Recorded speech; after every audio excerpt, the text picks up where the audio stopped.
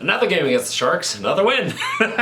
Just typical Vegas Golden Knights stuff, right? Man, these games against the Sharks, I swear, at first they were really competitive. Like when Vegas first came into the league, and then the year after the 2019 playoff round, it was also really competitive. And then it just dropped. And don't get me wrong, when I'm saying competitive, I mean as far as the game that's actually played on the ice, because Vegas in the regular season especially has just mopped the floor with the Sharks. There really isn't any competition, and because of the 2 playoff series from the first 2 years of Vegas's existence, it's really that's where this rivalry came from. The games recently have become a lot more competitive, which, hey, good, rebuilding works, right? But also, technically, the San Jose Sharks are still a bottom tier team, right? And the fact that these games are getting close is just slightly concerning, especially because Vegas in the last 10 games has done extremely well, really, really well. They've played backup goalies for most of them. Don't get me wrong, Georgiev is technically San Jose's starter. I think most people would feel more comfortable if Askarov was in net, more San Jose fans. And the reason I'm bringing that up is because Georgiev, we played him the last 2 times we played the Sharks. So the only starters we faced are Georgiev, Skinner, and Montembeault, and the rest of them backups. So Vegas has been extremely fortunate to be playing, backup goalies. But at the same time, Georgiev played really well tonight after the first 2 goals he allowed. The Vegas Golden Knights win 4-2 against the San Jose Sharks.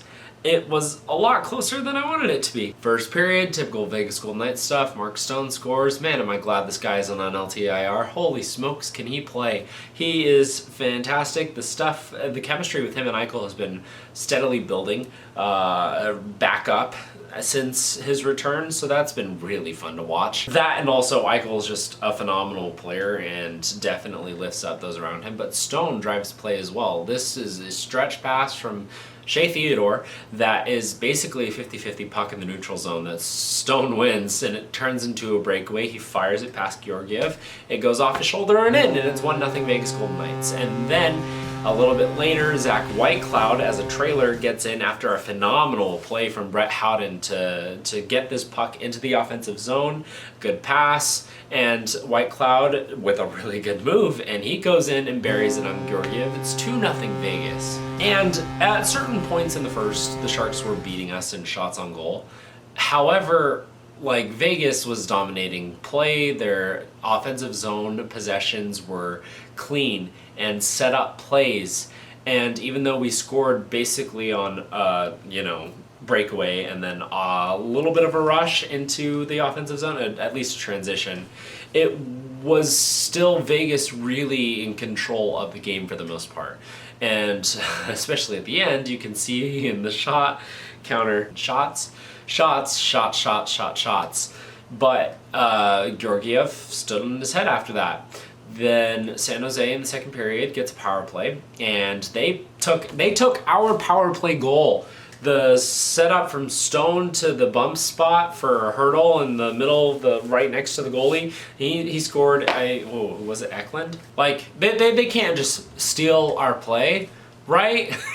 It's not oh man, our power play. Don't get me, it's still one of the best in the league, but it has dropped dramatically off a cliff in the last 10-ish games when we've been facing a ton of backup goalies. But that's okay, because Vegas gets a power play of their own to start the third. It was the end of the second to start the third.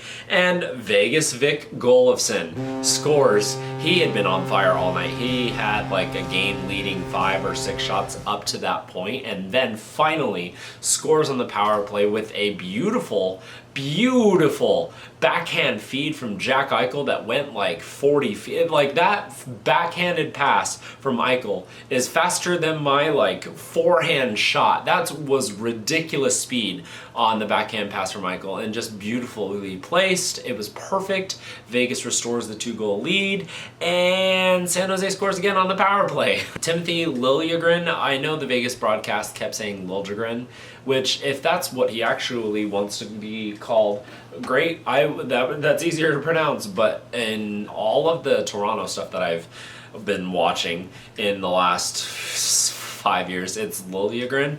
But Dave and Shane are fantastic. I'm not trying to rag on them at all, but I don't know. Honestly, I kind of forget that he's sometimes on the Sharks. Like, I forget that they're the team that got him. I knew he wasn't on Toronto anymore, and so with like 9 minutes left, it's a 1-goal game again. And San Jose had a couple of chances immediately after the power play goal, namely from Will Smith. The puck was like just right outside of his range for his like reach, and he was completely wide open in front of the net. And Samsonov had a couple of moments that were like, ooh, made me extremely uncomfortable. But Vegas holds on, and Vegas gets the empty net goal, and it's a beautiful play from Mark Stone to Tomas Hertl, who finally gets the goal against the Sharks since he's been traded to us, which I think it's just like, once he's got, even though it was an empty netter, now that he's got it, like his play against them specifically, like it won't be as weird anymore, and he'll just be able to just play, you know, rip the Band-Aid off. But Vegas, yeah, holds on to win 4-2 against the San Jose Sharks. And that wraps up this season series against them. We swept them again. It's 3 wins for Vegas. We won 7-3 and then 6-3, and I was expecting 5-3. No, it was 4-2, which, I mean, hey, you know, Samsonov looked good for the most part. He had those couple of weird moments, and allowing 2 goals is better for his stats. So, you know, we'll take it. Our fourth line was fantastic tonight. It was random. It was Romberg, Kolzar, and Schwint. Was it Holtz? I don't know. It was good. It was good. Like, they had a couple of sustained offensive zone pressures, and it was good, you know? And it was just a good game from Vegas. I wish we would have been able to capitalize a little bit more on our offensive zone chances, and I mean, I was complaining about the power play and how it's dropped off recently, and we scored a power play goal in this game to the power play merchants on the other end of the ice that had both of their goals come at the man advantage. But yeah, 5-on-5, Vegas really controlled this game for the most part. Jack Eichel tried a Michigan and it rolled off his stick, but that was fun. That happened. And then Barclay Goodrow had a breakaway against us at the SAP. Which, if it's a good thing it wasn't on the other end of the ice, because it would have been like the exact same looking thing that, you know, flashbacks here, but no, it was good. And yeah, Vegas, they won. They won. That matters. It's weird to me. I feel like we've wrapped up our season series with a lot of teams, especially in our own division / on the West. Like, I feel like we haven't seen a lot of teams, which is just weird that we're like facing half of the teams in the first half of the season and then the next half of the teams in this. Like, I wish it would just be more mixed throughout, and maybe that's just us this year, but like, I don't know. The scheduling for the season has been weird. Our next game is Thursday against the Isles at home back in the Fortress. And that'll be the official halfway point of the season after that game. But that's going to be it for Game 40's Nightly Review. Thank you so much for watching. Have a good night.